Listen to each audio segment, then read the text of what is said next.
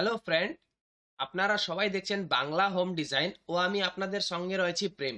তো বন্ধুরা, এখানে আপনারা যে টিন শেড বাড়ির ডিজাইন আজকে দেখতে পাচ্ছেন, এটি আমরা বানিয়েছি 24 ফিট বাই 40 ফিটের মধ্যে।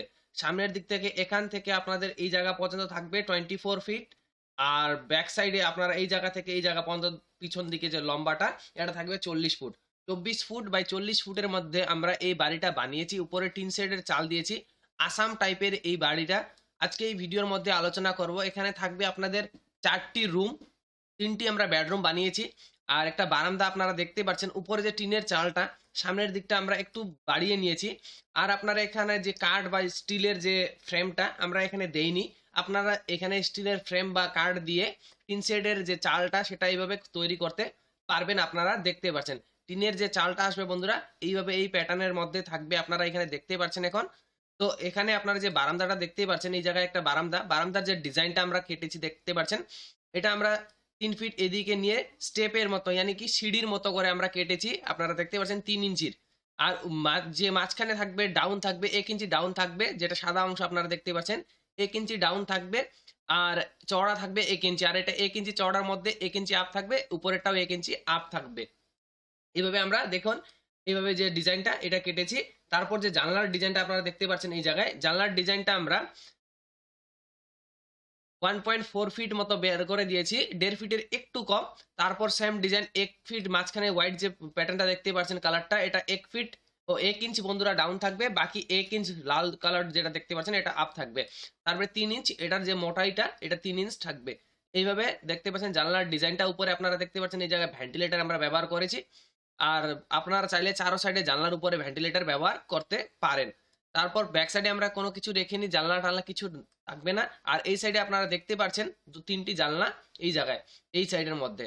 তো উপরে চালটা তো আপনারা দেখতে পেলেন এখন টিনের যে চালটা। তো আপনাদেরকে বলে দিই, আপনারা যখনই কোথাও থেকে আসবেন, এই যে প্রথমে থাকবে ছোট্ট একটি সিঁড়ি, এই সিঁড়ি দিয়ে এন্ট্রি করলেই আপনি এই বারান্দার মধ্যে পৌঁছবেন। বারান্দার যে সাইজটা থাকবে সেটা থাকবে 12 ফুট বাই 8 ফুটের মধ্যে। আর বারান্দার মধ্যে আমরা যে স্টিলের রেলিংটা ইউজ করেছি, তার ডিজাইনটা আপনারা দেখতে পাচ্ছেন, এইভাবে আমরা বানিয়েছি সিম্পলের মধ্যে। তারপরে যে বারান্দা 12 বাই 8 ফুটের মধ্যে থাকবে। তারপর আপনাদেরকে নিয়ে যাচ্ছি এখন ভিতরের দিকে।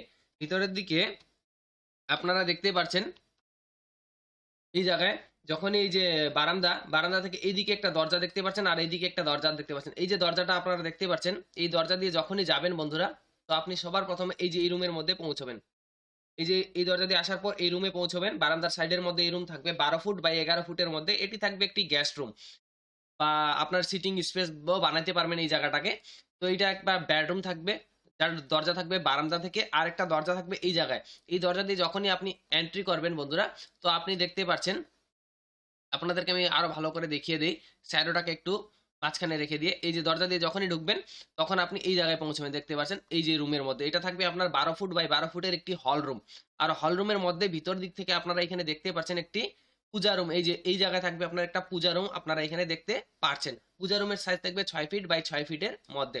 তারপরে যে হল রুম ছিল বন্ধুরা, আপনারা চাইলে স্ক্রিনশটও রেখে দিতে পারেন এইভাবে।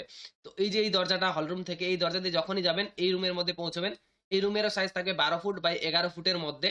তারপরে ব্যাক সাইডের দিকে আপনারা যখনই যাবেন, এইখানে দেখতে পাচ্ছেন এইভাবে ওপেনিং থাকবে, ওপেন থাকবে। আর এই ওপেন দিয়ে যখনই যাবেন, তো এই জায়গায় একটা দরজা দেখতে পাচ্ছেন। এই যে দরজাটা দিয়ে ব্যাক সাইডে যে দরজাটা, এটা দিয়ে যখনই যাবেন বন্ধুরা, আপনারা এই রুমের মধ্যে পৌঁছবেন। এটি থাকবে 12 ফুট বাই 11 ফুটের একটি বেডরুম। তারপর এই যে এই বেডরুম, আর যে এই যে হলরুমের পাশে যে বেডরুম, এই বেডরুমের মাঝখানে যে স্পেসটা আপনারা দেখতে পাচ্ছেন, এই জায়গায় আপনাকে 4 ফিট চওড়ার মধ্যে একটু স্পেস আপনারা পেয়ে যাবেন।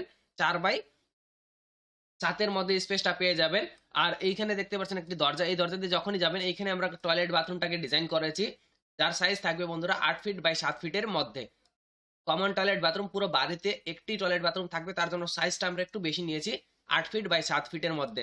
তারপরে এই যে পূজা রুমের যে পিছনে আপনারা দেখতে পাচ্ছেন এইখানে যে দরজা, এই দরজা দিয়ে যখনই যাবেন, এই যে একটা রুম আমরা ডিজাইন করেছি। আপনারা চাইলে এই রুমের একটি ওয়ালের সাইডে আপনি কিচেনের যে ক্যাবিনেটটা সেটি লাগিয়ে কিচেন আর ডাইনিং রুম হিসাবে এই রুমকে ব্যবহার করতে পারবেন। যদি এই রুমকে আপনারা কিচেন বা ডাইনিং রুম হিসেবে ব্যবহার করেন, তাহলে আপনার কাছে 3টি বেডরুম থাকবে, একটি হল রুম থাকবে, একটি পূজা রুম থাকবে, একটি কমন টয়লেট বাথরুম থাকবে এই বাড়ির নকশার মধ্যে। তো বন্ধুরা, আজকের ভিডিও এতটুকুই। আপনাদের কেমন লাগলো কমেন্ট করে অবশ্যই জানাবেন। আর দেখতে ভুলবেন না বাংলা হোম ডিজাইন। আর এই বাড়ির যে খরচাটা, বানানোর যে খরচাটা আমি বলে দিই, এই বাড়িটা আসামের মধ্যে বানাইতে গেলে আপনাদেরকে 9 থেকে 12 লাখের মধ্যে লাগতে পারে। এটাও ডিপেন্ড করে কি আপনি কোন জায়গায় বাস করেন, সেখানে যে ম্যাটেরিয়ালস গুলোর রেট কি আছে, যেমন বালু কোনো জায়গায় কম থাকে, কোনো জায়গায় বেশি থাকে, সেই হিসাবে নানা ম্যাটেরিয়ালস এর যে রেটটা হাই লো থাকে, তার জন্য আপনি একটি আইডিয়া নিয়ে চলতে পারবেন। 9 থেকে 12-র মধ্যে এই বাড়িটা আপনি কমপ্লিট করতে পারবেন। তো বন্ধুরা, আজকের ভিডিও এতটুকুই। আপনাদের কেমন লাগলো দেখার জন্য অসংখ্য ধন্যবাদ। Thank you for watching Bangla home design.